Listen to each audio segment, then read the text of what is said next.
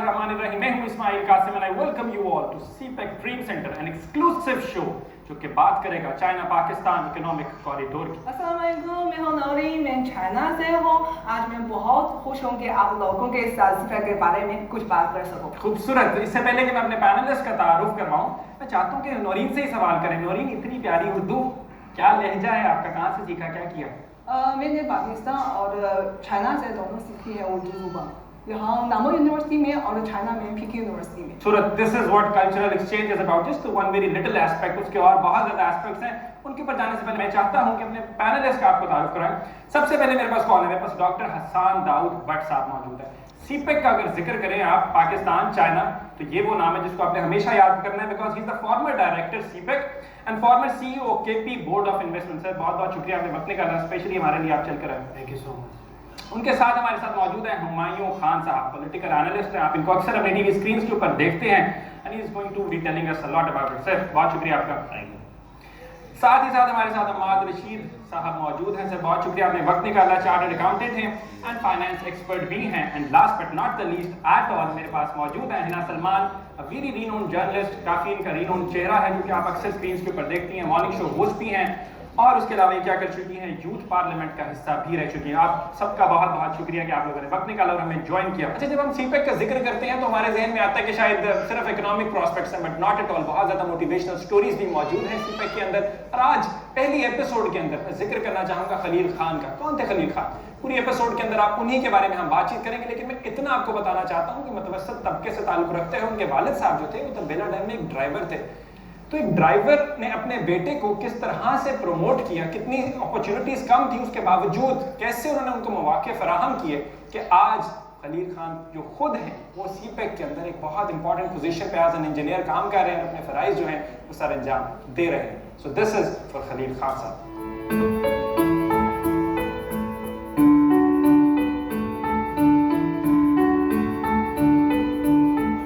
मेरा नाम खलीलुल्लाह है और मैं तरबेला से बिलोंग करता हूँ। ये स्टोरी दरअसल में मेरे बचपन से शुरू होती है। मेरे वालिद साहब यहाँ पे तरबेला डैम की कंस्ट्रक्शन के दौरान इटालियन के साथ मुलाजिम थे एज अ ड्राइवर।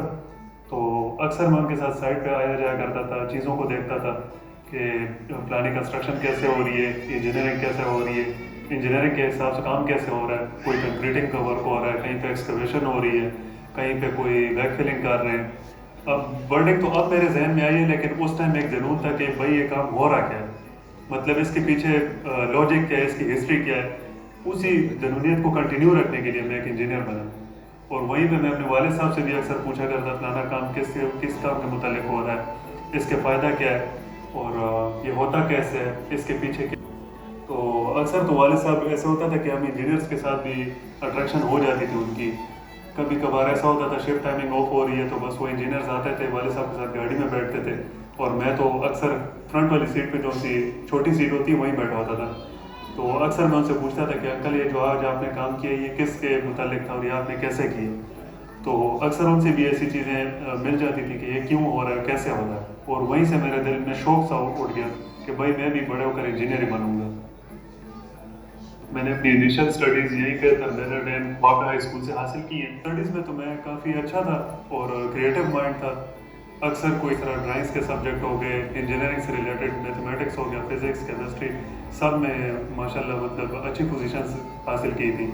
और बस वहीं से एक मेंटलिटी बैठी हुई थी, क्योंकि वालिद साहब के साथ अक्सर पार्ट टाइम जाते थे तो साइट वगैरह देखते थे, तो बस वहीं से वो शौक उठा हुआ था और दिल में यही चाहत थी कि मैं भी कुछ बनूं और इन जैसे इंजीनियर बनूं जिन्होंने ऐसी मैसिव कंस्ट्रक्शन की है जो कि पाकिस्तान की एक तारीखी कंस्ट्रक्शन है। उसके बाद फर्दर मैंने कॉलेज स्टडीज़ भी यहीं पे की है, वापडा डिग्री कॉलेज से। फर्दर मैंने अपनी तालीम जारी रखी पेशावर, अब आ गई और कॉल आने के बाद फिर मैंने मतलब इंटरव्यू दिया। इंटरव्यू देने के बाद सिलेक्शन हो गई और स्टार्ट से मैं यहाँ पर एज अ इंटर्नी काम कर रहा था, असिस्टेंट सिविल इंजीनियर। और काफ़ी कुछ सीखा इनके साथ और काफ़ी कुछ इन्होंने हमसे भी सीखा इंटर्नशिप के दौरान। इंटर्नशिप ज्वाइन करने के बाद प्रोफेशनल लेवल तक आने में काफ़ी वक्त लगा मुझे और काफ़ी मेहनत भी की, जिसके नतीजे में मुझे काफ़ी इन्होंने सहारा, मेरे हर एक्टिविटी को इन्होंने सहारा। जैसे मैं हार्ड वर्किंग करता था उसके बदले में इन्होंने मुझे प्रमोशंस भी दी और उसके साथ अवार्ड्स भी दिए। Best employee of the year भी मैं ऑलमोस्ट 3 इयर्स ले चुका हूँ, 2016 में भी, 15 में भी और 17 में भी। और फर्दर उसके बाद कंटिन्यू जितनी भी हमारी कोई इस तरह कॉन्फ्रेंस टाइप मीटिंग्स वगैरह होती थी तो उसमें भी मुझे ये लोग nominated as a first position रखते थे। तो उसके पीछे जो बेसिक राज था वो यही था कि मैं इनके साथ हार्ड वर्किंग था और जो भी मुझे टास्क मिलता था with in time, due time और प्रोफेशनलिज्म, बिल्कुल उसको प्रोफेशनल तरीके से कंप्लीट करके इनके सामने प्रोवाइड करता था और प्रेजेंटेशंस बाकायदा उनकी देता था। काम काफ़ी इजी हो जाता था इस चीज़ से। पास सब कुछ मौजूद है because he was at the forefront जब ये सीपेक का आगाज हो रहा था। सर मैं आपसे एक बेसिक सा सवाल करना चाहता हूँ और क्योंकि एक आम इंसान को अगर सीपेक का नहीं पता, उस सीपेक सुनते तो क्या एक्सपेक्टेशंस होनी चाहिए उसके पास या क्या प्रोस्पेक्ट्स हो सकते हैं चाइना पाकिस्तान इकोनॉमिक कॉरिडोर के? इसके लिए आपको 2013 में जाना पड़ेगा जब Chinese government belt and road initiative को लॉन्च कर रही थी और प्रेसिडेंट शी जिनपिंग ने अपना पहला दौरा सेंट्रल